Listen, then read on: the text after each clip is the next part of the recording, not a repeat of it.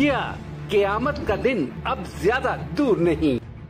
Doomsday fish यानी कयामत की मछली मई के महीने के आखिर में तमिलनाडु के तट पर देखी गई। जब से ये मछली देखी गई है, लोगों में डर का माहौल है। इसे ओर फिश भी कहा जाता है। करीब 7 मछुआरों के जाल में फंसी ये ओर फिश 30 फीट यानी करीब 9 मीटर लंबी थी। ये बिल्कुल किसी रिबन की तरह नजर आती है। जापानी दंत कथाओं की मान्यता है कि ये मछली जब कभी समुद्र के तट पर दिखती है तो धरती पर भारी तबाही लाती है, जान माल का भारी नुकसान होता है। इस साल इस मछली को दुनिया के कई हिस्सों में देखा गया है।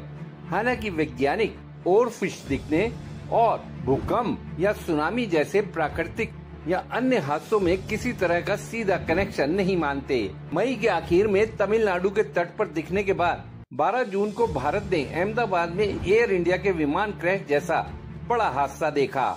सोशल मीडिया पर लोग इसे मई के आखिर में तमिलनाडु में ओर फिश देखने से भी जोड़ रहे हैं। इसके अलावा 16 जून को सुबह उत्तराखंड में हेलीकॉप्टर क्रैश हुआ और शाम को पुणे में पुल क्रैश हुआ।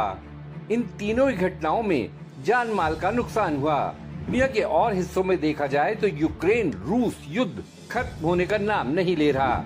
वहीं इजराइल और ईरान में जिस तरह की जंग छिड़ गई है वो थर्ड वर्ल्ड वॉर की ओर ही इशारा कर रही है। वैज्ञानिक भाषा में ओर फिश को रिगलेकस ग्लेसनी कहते हैं। ये दुनिया की सबसे लंबी बोन फिश में से एक है और आमतौर पर समंदर में 200 से 1000 मीटर यानी लगभग 3300 फीट की गहराई में रहती है। इसलिए इसे देख पाना लगभग नामुमकिन होता है।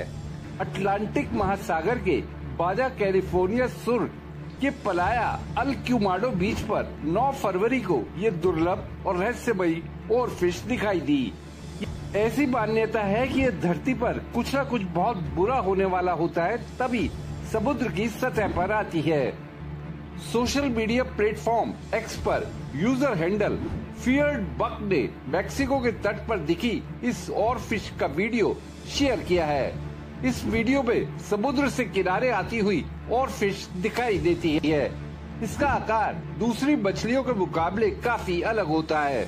ये मछली जैसे ही समुद्र से बाहर आती है तो कुछ ही देर में दम तोड़ देती है। बीच पर घूमने आए रॉबर्ट हेस नाम के शख्स ने एक्यूवेदर को बताया, ये बड़ी सी मछली हमारी ओर तैरती हुई आई। इसने पानी में अपना सिर ऊपर उठाया हुआ था।